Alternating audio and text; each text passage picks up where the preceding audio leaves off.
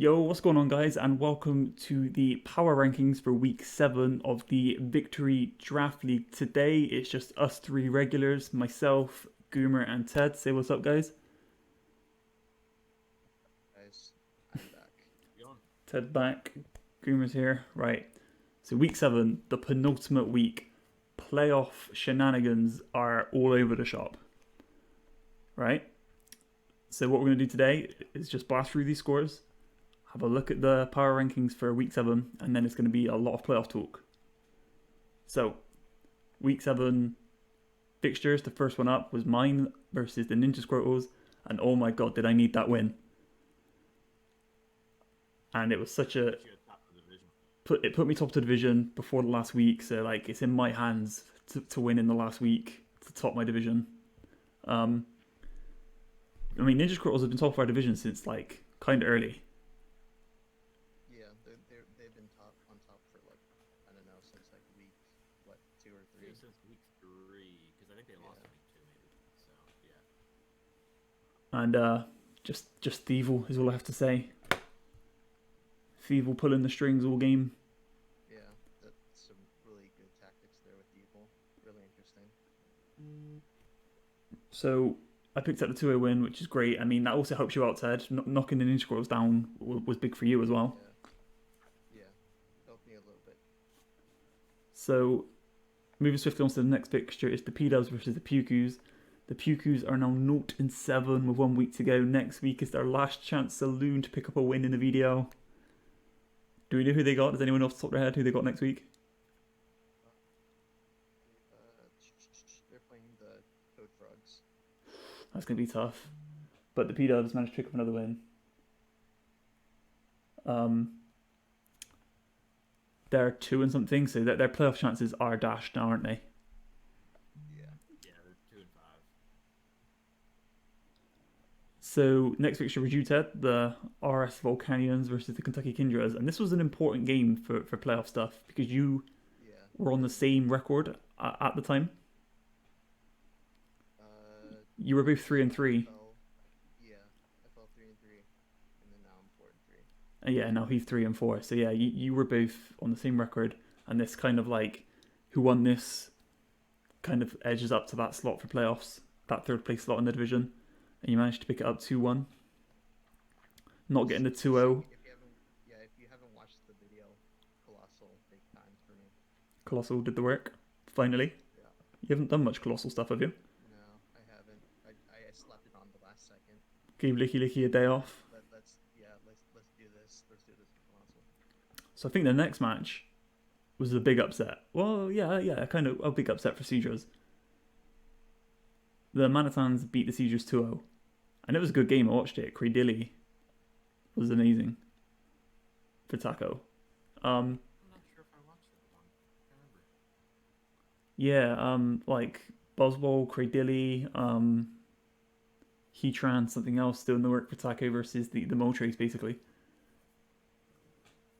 But that's kind of big. Like one is kind of big for Taco because it kept his playoff chances alive. And for the Seedras, it means like another loss this week could put them into like wildcard territory rather than just securing playoffs. Yeah. So quite a big loss for them, really. 5 and 2 now. Yeah, that was a crucial game. Keep going. The next one, it says double forfeit, but I've been talking to Womble because they missed the cut-off point and they didn't ask for extension. Neither of them had made an attempt to schedule their match. Womble gave them the double forfeit, both taking a loss. But then I believe James from the Sil Valleys messaged him saying, we're going to play our game tonight. This was yesterday. And then woke up this morning, no result. They didn't play it. So I don't really know what's going on now. But They've both kind of been inactive for quite a while. I haven't talked to James in quite a bit, so. But didn't Womble say he scheduled his week 8 match? Yeah. Which is odd. He did, yeah. But I mean, it doesn't really matter because neither of them can make playoffs. Right. That's what I was going to say. Yeah, sorry. The next match might have been the weirdest match I ever witnessed. Yeah. Oh my gosh. Really weird. mean, I don't really even know what to say about it. Game 1, Star Raptors absolutely washed the Wailords 4-0. Game 2, Yeah, go on, carry on, Gamer. yeah, no, I agree. I know you're gonna go through the games. I can't quite remember what happened game 1, but Game 1, I'll tell you what happened. Oh yeah, tell me what happened. Grimsnarl got the reflect up, and Register went to +6 defense, and started body pressing things. Right. I remember that. Yeah, so obviously he likes to play control, and I think the other 2 games, there was a couple moments when he tried to play a little too safe, and I think he had to make some aggressive plays. That's the thing. With playing control and stall, you can't win without poking those holes. Like when you see the gap, you have to attack then, and he just kind of wasn't. Yeah, for me, that's like one of the main problems running stall. A lot of times, is just you can be defensive and all that stuff, but you got to be able to hit back really hard. I think he could as well though. Like he had. Yeah. It was there was a definitive moment was when Mudsdale switched in on a Super Fang and went to 50% obviously straight away, and Mudsdale was clearly his max target. He wasn't maxing anything but Mudsdale. So when that came in on 50%, his game plan went out the window. I think. Yeah, I think that's the other thing is he. I mean, personally, I think he could have maxed like Registeel or something like that. He did. Well, yeah, but I think earlier. Yeah. Yeah. Registeel game 2, I believe. He did, but then he even quit. Even though I think Registeel. I don't know if that game was over. That game 2. I don't know if it was. I was a little bit, yeah. Because it was like plus 3 or 4 in defense, but it was maxed, so it couldn't use body press. It couldn't use body press while it was maxed, and Thunderous was still there. Well, Thunderous, yeah, but then Thunderous used Thunderbolt though, and I'm not sure how his special defense was, but either way, yeah, it was. I don't know that it was necessarily over. I agree with that, and I think, yeah, I think that's the problem is he was playing a control game, trying to get Matrix in the position he wanted, but I think he had to adjust his game plan on the fly, and I'm not sure that he Liked it. Yeah. I think he kept trying to reposition into to play his game, and He wasn't adapting well enough in the game. yeah, exactly. But Stuck to the game. like we've all said, I don't think that match was over, so it could end up being a fatal mistake quitting that game 2. Because then I think it threw him on such a tilt that game 3, he said he timed out on the Grimmsnarl, which Matrix says he thinks is true because the timer did run out on his end. But I think it was just a rage quit at that point. yeah. Well, yes, I think he said that. I think he said he quit because there was no way to win at that point, which potentially I'm not. That might have been true, but I mean, you could crit every move after that. No one knows. Yeah, that's true. The other thing about the game 2 about Quinn, and this is why I guess it depends, like how much information you want to gain or give up. Like he get information on how much damage certain damage calcs do and what items opponents have. I mean, obviously he risks giving up information himself too, but I don't know if I'm gonna just have to try to maybe get information. Yeah, I know, but I also think like when you're tallying kills and stuff, like surrendering kind of creates issues. It does. But anyway, so important for Matrix, that puts him top of the table, and then his last game is important for him to secure that bye round because the Seadras could potentially steal it if those results go their way. So yeah, and then the Star Raptors now have a dogfight on their hands in the last week, but we'll talk about playoff stuff in a minute. The next match, Slowbros and Stellar Steelers. The Slowbros win 2-1. I think both parties agreed that the Stellar Steelers and Womble were really unlucky. Like a missed move in the last turn of game 3 or something like that. Oh yeah, missed Icicle Crash, I think. Yeah. That's brutal. 15% chance, I think. 85 accuracy. No, is it I think it is 85 Ice Crash. Yeah. Yeah, 85% accuracy. So I mean that's pretty brutal, but I think I mean it's good for Slaybros. They're 5-2 now, so they actually played the Wailords in the last week, so that's a very tough game for both of them, to be honest. But that'll be a good one to watch. But Celesteelers aren't out the race either. But we'll talk playoff chances in a sec. The next fixture was Rebellion 2-0 over the Iron Bashing Melmetals. Not a massive surprise there because the Iron Bashing are 1-6 at this point. So no biggie there, but that does keep his playoff chances alive, Lucien. So there we go. The next match hasn't been played yet. They did request an extension. I believe the match is being played today or tonight, wherever you're from. Yeah, I think it's 7:30 Eastern. So yeah, In about a couple hours. I didn't get around to posting the division's table because I'm waiting on this result to come in. But yeah, I tweeted out all the other tables, so look forward to seeing that one on Saki's channel. Toadfrogs Kamalas. This was, I guess, kind of an upset, but also kind of not because the Kamalas form is because they switched coaches. You know, it's hard to judge. Yeah. But the Toadfrogs played well. I think I watched that one. Game 1, I think was kind of a bit just a normal game, but game 2 with the Eerie Impulse just weakening the Kamalas to a point they couldn't do any damage. Either of you watch that one? Let's see. Yeah, that was a nice bring. And Berserker just did so much damage. Yeah, I was surprised at how much damage it took from a geyser in the rain. It seemed like it didn't take that much at all. I mean, I know it was AB, but still. Unless it was like Max Spadef or something, because his Spadef is pretty poor. Yeah, I don't know. It was odd. But it was a good game by Toadfrogs for sure. Yeah, so I mean they're out of the race for playoffs as well, but it's a nice little win for them. I definitely think they underperformed this season. I do think they had a very good team, and Kudela seems to be a good coach. I've seen him make playoffs in other leagues and stuff, so I think just an off season for him, but I think he'll be back next season hopefully.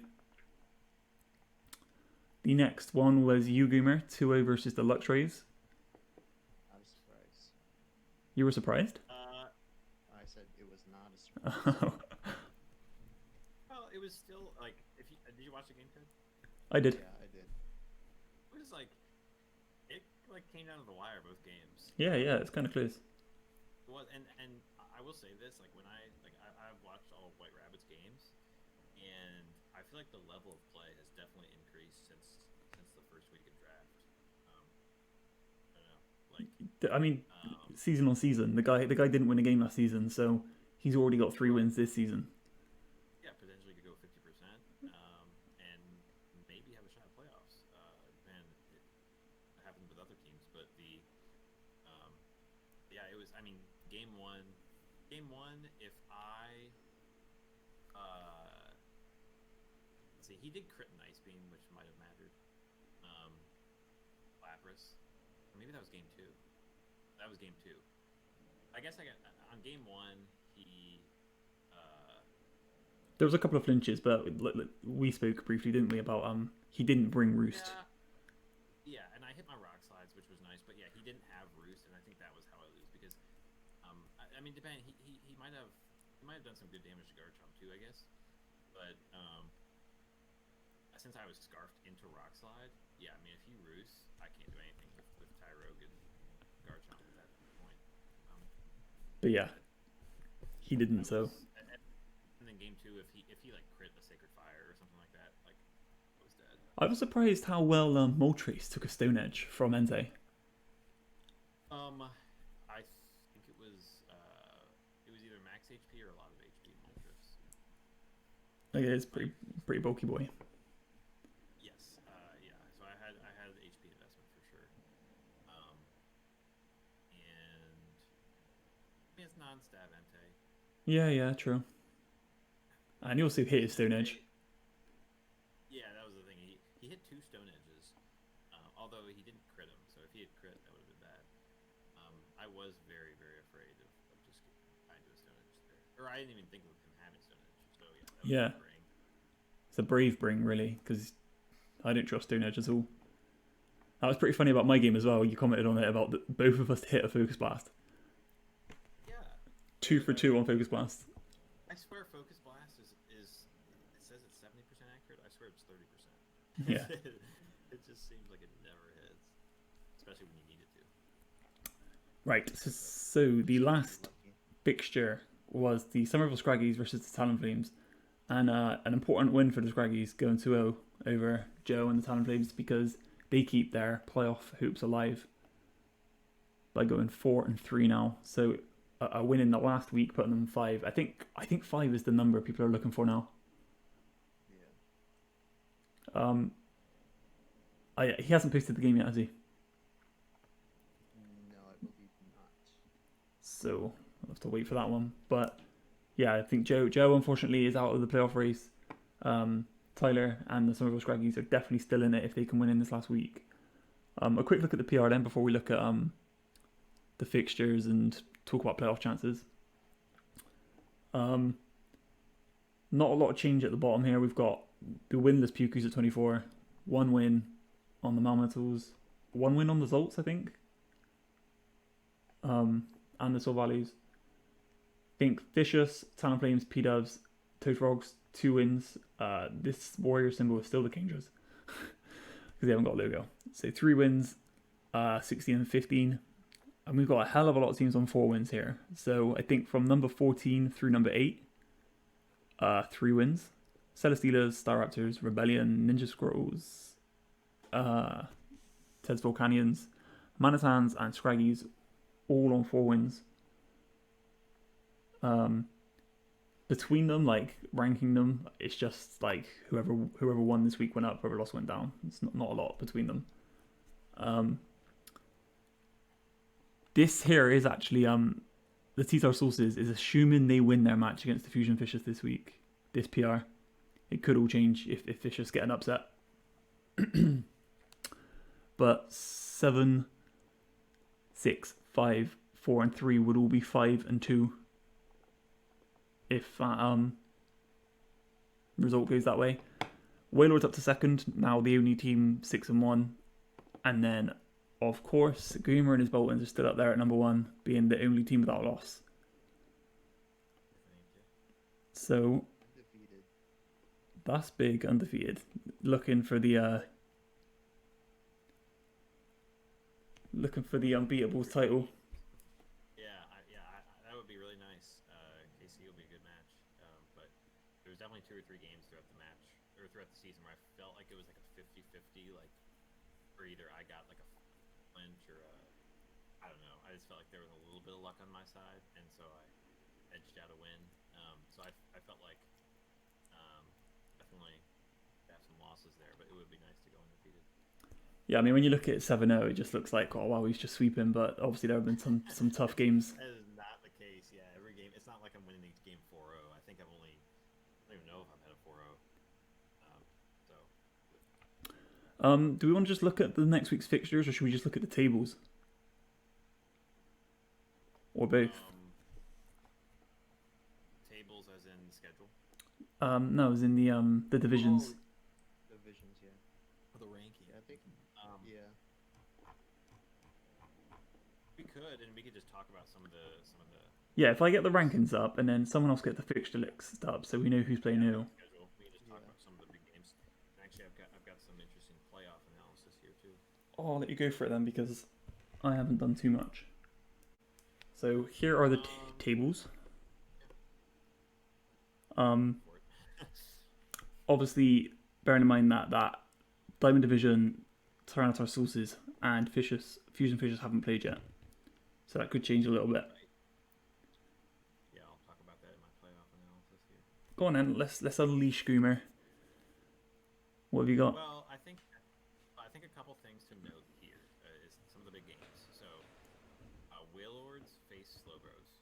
Obviously, as you can see here, both top their divisions, and so a win either of them, I think, secures them, because the only person who can be 5-2 Sauces, and they lost to Slowbros.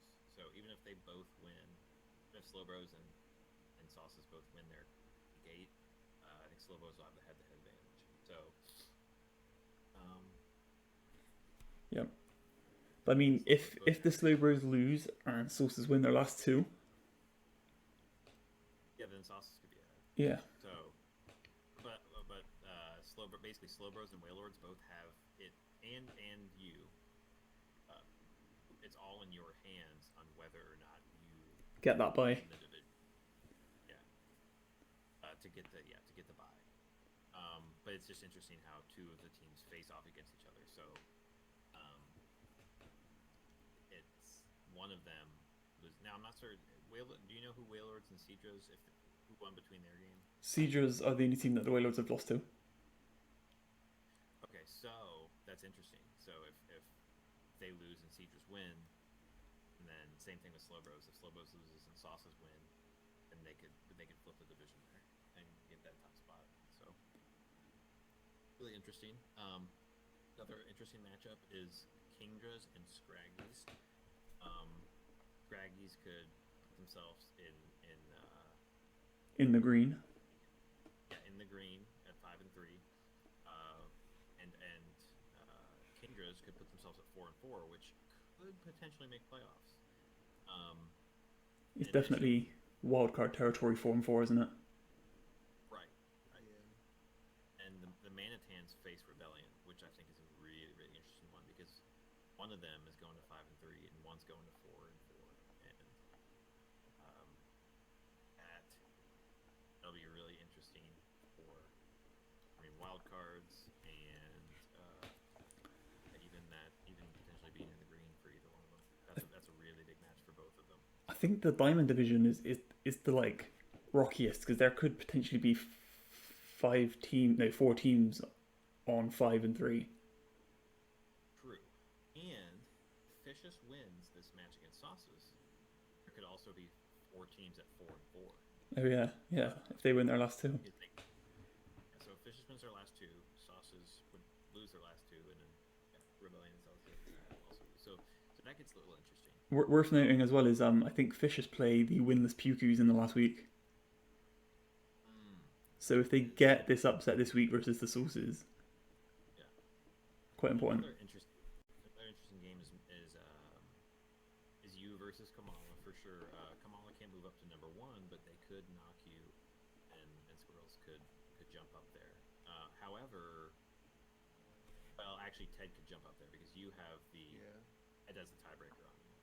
So Ed can take the number 1 spot.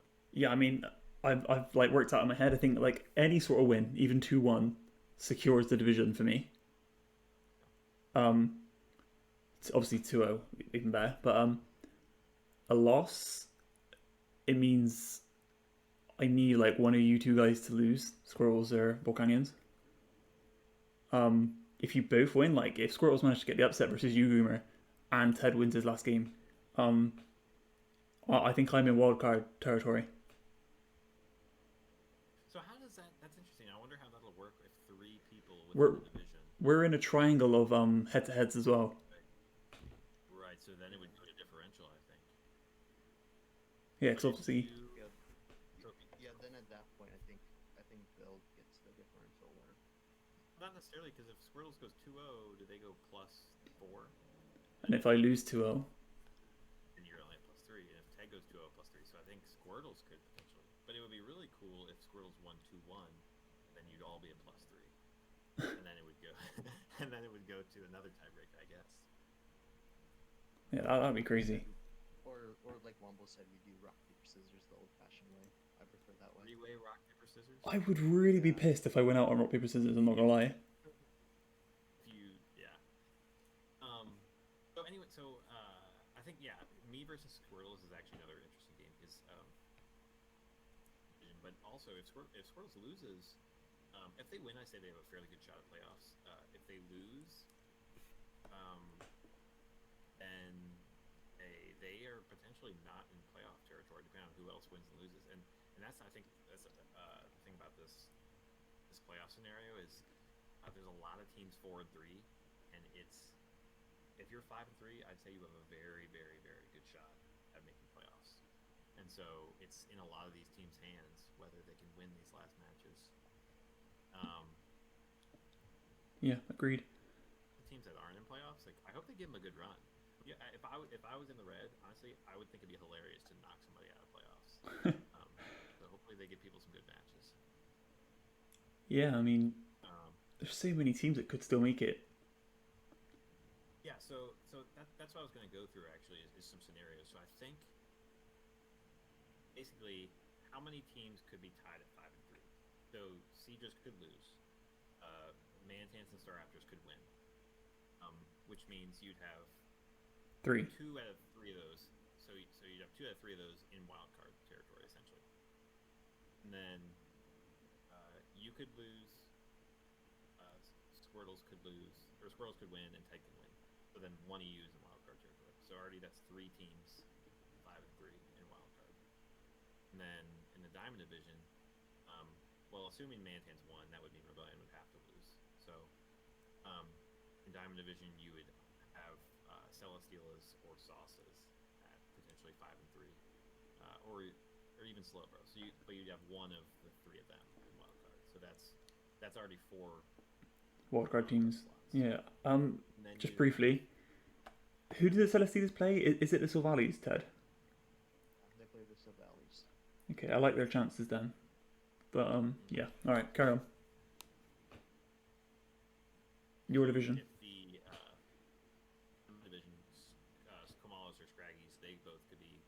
Obviously, you and Kamalas both can't be 5-3 because you play each other. But Scraggies could be 5-3, and Kamalas could be 5-3 if they lose. So one of them could be 5-3, and so then that's the 5th. That'd be a 5th team at 5-3. That's not in the green. And who do the Scraggies play? Scraggies play the Kingers. All right, yeah. I do think 5-3 is the number. Right. So if everyone at 4-3 wins their games, you would have 5 teams at 5-3, and only one of them would only one of them would miss out on playoffs. That's crazy. So that's kind of crazy. So you could not make playoffs at 5-3. But at the same token, a lot of teams at 4-4. So obviously, Manitans and Rebellion, only one of them can lose. So let's say Manitans lose. But then you have Manitans and Staraptors. That's 2 teams already vying for wild card at 4-4. And let's say Squirrels and Ed loses and Kingers win. Oh yeah. That'd be big because if Kingers win, then Scraggy also goes to 4-4. But yeah, so you could have 3 teams in your division at 4-4, and only 2 of those. So already you've got 4 wild card teams at 4-4. And then here's where it gets interesting. So if Rebellion wins, which means Mantan loses, Rebellion's at 5-3. Let's say Slowbros win, they're at 5-3. If Sauces lost to Fishes, so basically if Sauces loses their last 2 games, they're at 4-4. Fishes wins their last 2 games, they're at 4-4. Celesteelas loses their game, they're at 4-4. So you would have 3 teams In that division in at 4. that division that are 4-4, not in playoffs. So That's really sad. So that would put everybody at 7 teams at 4-4, and then you would have let's say Scraggies would have had to have lost to Kingers for that to happen. So then let's say Luxrays win, so those 2 more teams at 4-4. You could have 9 teams at 4-4 Oh god. vying for 4 wild card spots. Yes. So that's why I'm saying like it's, and I'm not sure how the tiebreakers work there, but these 4-3 teams. I mean, this is, don't try to get in at 4-4. Like win your match and pretty much guarantee yourself 5-3 because it could get easy. Yeah, this last week, definitely every result that comes in is going to be like a big one, like to look at and assess the table as they come. I don't think The biggest game, I think the number 1 game is probably two games. 2 biggest games I think are Sauces and Fishes tonight, because whoever comes out of that, if Sauces put it in a scenario where Sauces and them could both be 4-4, that makes it really spicy. Then Scraggies and Kingers, because if Kingers manages to beat Scraggies, that puts them both at 4-4 and opens the door up for a lot of other teams actually. who does the Star Raptors play in the last week? They play the Melmetals. Okay. All right, so no disrespect, we have to assume he takes that one. So there's 4 and 4 there. Yeah, definitely. I think I'm looking at the Wailords and the Siegers. Those results, like winning that division, is what I'm excited about. Like, I want to see what happens there. Because if the Wailords lose and the Siegers win, the Wailords just completely miss out on that position that they're in right now. Same for me, I guess. I just want to see what happens in the Diamond division. Yeah, there's too many teams. Such a wild division. I mean, yours is spicy too. I mean, it's Interesting to have a 3-way tie on 5 and 3. I really want to see the 3-way tie. You really want to see the 3-way tie? Yeah. I mean, see what happens. You know that means that you're hoping I lose.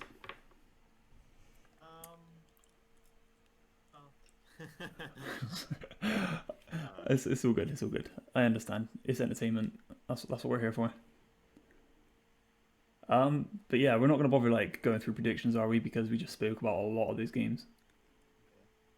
Yeah, I think that's fair. And to be honest, there's almost too much to try and call here. It really is. It's so. I'm really excited how this like hence this league is right at the end. Like the fact that you could have so many playoff potential teams. Like, yeah. Going into week 8 where you don't know what's happening, like that is just crazy. One thing I have to point out, Ted, is that your team name is really annoying because it puts our division slightly longer than the rest of the divisions and messes with my OCD. I suppose that actually happens with Diamond as well. But anyway, so how are we going to work it next week then? So when week 8 finishes, are we going to do a final power rankings or are we going to work through playoffs? I think working through playoffs might be. It'll be less of a PR, more of a just review of the games. Yeah. So yeah, the penultimate power rankings is all finished up, I think.